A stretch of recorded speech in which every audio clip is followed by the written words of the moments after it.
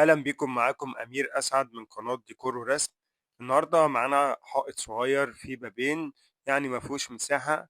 تعالى نعمله بفكرة بسيطة جدا وشكله هيطلع شيك.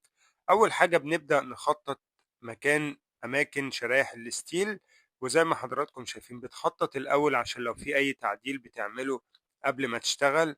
زي ما حضرتك شايف كده، يعني احنا لقينا الخطين دول مش مناسبين مع الرسمة بعد ما خططنا، فبدأنا نلغيهم. انت طبعا لو هتلغيهم هتغير مكان الخط، بس انا بلغيهم عشان اوضح لحضرتك الرسمة. وبعد ما خططنا هنبدأ بعد كده نجيب شرايح الستيل وناخد المقاسات ونبدأ نقطع. طبعا احنا بنقطع كل الشرايح بتاعة الحائط زي ما حضراتكم شايفين كده. هنبدأ نرقم ونقطع بحيث ان احنا يبقى شغلنا كله جاهز.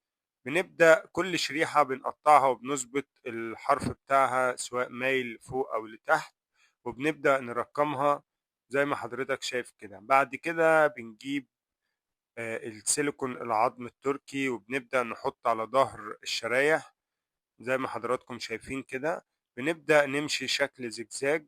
طبعا كل الشرايح مترقمة فما فيش أي لخبطة بالنسبة لك. بتبدأ تحط السيليكون وبعد كده بتاخد طبعا الشرايح تركب، ما فيش أي مشكلة.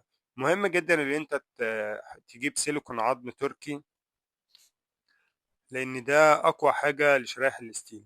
بنبدأ نجيب الشريحة ونركبها في مكانها. طبعا كله مترقم، الموضوع بيبقى سهل جدا.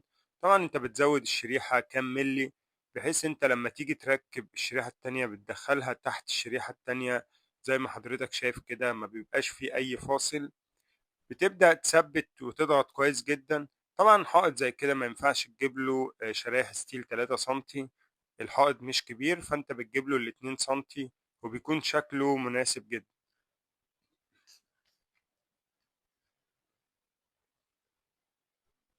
طبعا بتحط التيب او اللزق بحيث ان انت تستنى بعد كده ينشف بعد ساعة او ساعة ونص وبتبدأ تشتغل عليه. بس مهم جدا اللي انت تتأكد ان كل الشرايح السيليكون نشف كويس علشان بعد كده ما يعملكش مشكلة.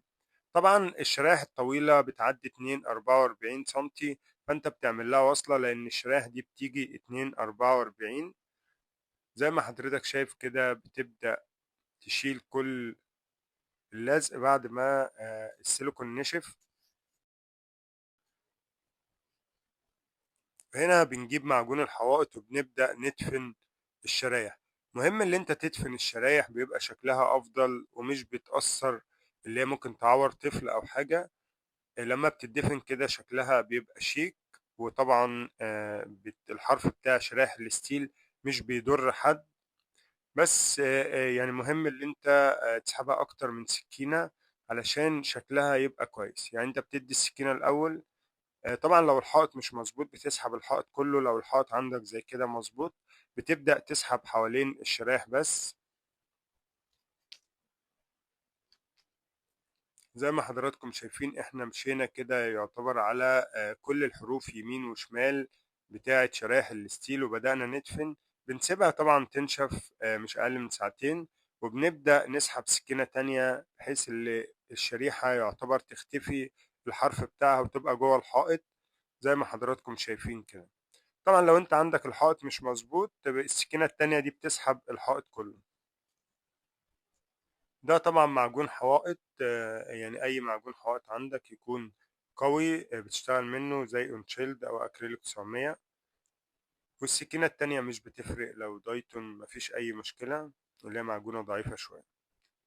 بتبدأ تشتغل كده وتسيب الحائط لحد ما ينشف. وبعد كده كل الفواصل بتقطعها، لان انت لو قطعتها بعد التشطيب بتبقى مشكلة وممكن تبوظ الزاوية وانت بتشيل الستيكر. فانت بتفصلها دلوقتي بيكون افضل وشكلها بتطلع احسن. بتصنفر الحائط كويس جدا زي ما حضراتكم شايفين كده، بس طبعا بتخلي بالك من الستيكر بتاع الستيل. ده بلاستيك مطفي زي ما حضراتكم شايفين. بنضيف عليه ده لون بريز جاهز، بنضيف عليه شوية لون. طبعا ده لون بدل ما تدور انت البريز، ده علبة بريموكات جاهزة بتبدأ تلون منها وتوصل للدرجة اللي انت عايزها. بعد كده بتبدأ تدي وش دهان بلاستيك مطفي، طبعا دي دهانات مائية. تاخد فرشة الأول وبعد كده بتبدأ تشتغل بالرولة، بتدي وش. طبعا لون البريز لون شيك جدا. بتبدأ تدي وش تقيل زي ما حضراتكم شايفين كده. طبعا يكون الدرجة اللي انت هتشتغل منها تكون هي الدرجة اللي انت هتعملها في القطيفة، يعني ما تعملش درجة تكون فرق كبير بين تشطيب القطيفة علشان تستر معاك والشكل يطلع كويس. وطبعا لازم يكون بلاستيك مطفي، دهان بلاستيك مطفي، ما ينفعش اي دهان تشطيب تشتغل عليه قطيفة يعني. وبالذات لما يكون انت حاطط معجون لازم تدي اول وش، يعني البطانة يكون مطفي.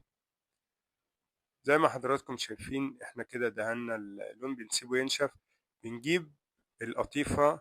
وهنا بقى في حاجة مهمة جدا، العلب البريز اللي نازلة في علب منها بتبقى فيها كتل من تحت، دي هتبوظ لك الخامة. فلازم تجيب شراب وتصفي اللون بالذات في القطيفة. يمكن في البطانة ممكن تقلب كويس أو بإيدك، لكن في القطيفة هيبوظ لك الخامة. فأنت لازم تصفي بشراب وأنت بتلون القطيفة بالذات في علبة البريز. بعد كده بناخد نسبة بسيطة من القطيفة وبنبدأ نخفها بمية بحيث ان احنا ندي وش يكون خفيف جدا ويظبط معانا في التشطيب القطيفة.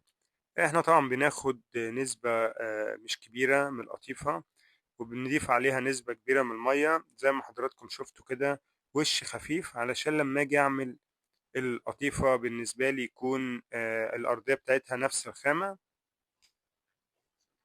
وبعد نص ساعة ببدأ أجيب القطيفة الخام بتاعتي وأبدأ أوزع في الأجزاء بتاعة الستيل. طبعا أنا باخد جزء جزء زي ما حضراتكم شايفين كده. ميزة الشرايح الستيل لما تيجي تشتغل في حائط زي كده ممكن تشتغل في جزء وتكمل بعدين، ده مش حائط يعني على بعضه، بس يعني ما تطولش قوي، يعني انت بتشتغل جزء وبترجع تشتغل جزء. وفي حاجة انت بتعملها هقولك عليها دلوقتي برضك بتكون كويسة جدا، اللي انت لما انت بتشتغل في الجزء التاني بتبدأ يعني تدخل الأجزاء في بعضها لو انت بالمالك كده، بحيث ان الشكل كله يكون تقطيعة واحدة وشكل واحد، ما يكونش مثلا مربع معمول بطريقة ومربع تاني معمول بطريقة. مهم اللي انت ترمي، كل ما بترمي خامة كل ما شكل القطيفة بيطلع شكله أفضل زي ما حضراتكم شايفين كده. هنا بنرجع بقى للجزء الأولاني، انت بتعمل جزئين تلاتة وبترجع تعيد عليهم تاني بحيث القطيفة كل ما بتشد شوية كل ما التقطيعة بتاعتها بتكون شكلها أفضل زي ما حضراتكم شايفين كده بدأت تظهر معانا. طبعا حائط زي كده بياخد 2 رتل قطيفة. هنا عندنا بنرجع بقى للحائط كله، بنبدأ نعيد عليه كذا مرة لحد ما نفنش، وبنبدأ نشيل الستيكر بتاعنا زي ما حضراتكم شايفين كده. الشكل بدأ يظهر وتقطيع القطيفة شكلها كويس. وعندنا طبعا لون البريز شكله في منتهى الجمال زي ما حضرتك شايف كده الشكل النهائي. اتمنى يكون الفيديو عجبكم، لو عجبك الفيديو ما تنساش تعمل لايك. لو انت مش مشترك معنا في القناة اشترك وفعل الجرس ليصلك كل الفيديوهات الجديدة. اشوف حضراتكم على خير في الفيديو القادم ان شاء الله.